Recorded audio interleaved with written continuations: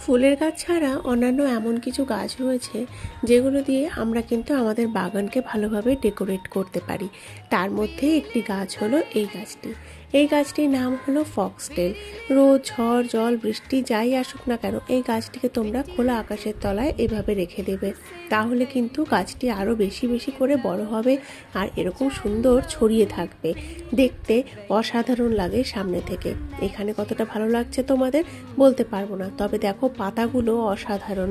আর এর না ছোট ছোট সাদা সাদা ফুল হয়, তবে খুবই ক্ষুদ্র। আর বৃষ্টির জল পেয়ে দেখো গাছটা কি পরিমাণ ঝাঁকড়া হয়েছে। এখন তো বৃষ্টি হচ্ছে আর কন্টিনিউয়াস এই বৃষ্টির মধ্যে গাছটা বড় হয়েই চলেছে। জানো তো, লাস্ট ইয়ার শীতের শেষে কিন্তু এই গাছটা কিনেছিলাম, আর এইবারও প্রায় শীত আসতেই চললো। পুজোর পরে ধীরে ধীরে ঠান্ডা পড়বে। আর দেখো গাছটা কি সুন্দর আকার নিয়েছে। তোমরা তোমাদের বাগানকে ডেকোরেট করতে চাও, তাহলে অবশ্যই এই গাছটি অ্যাড করো।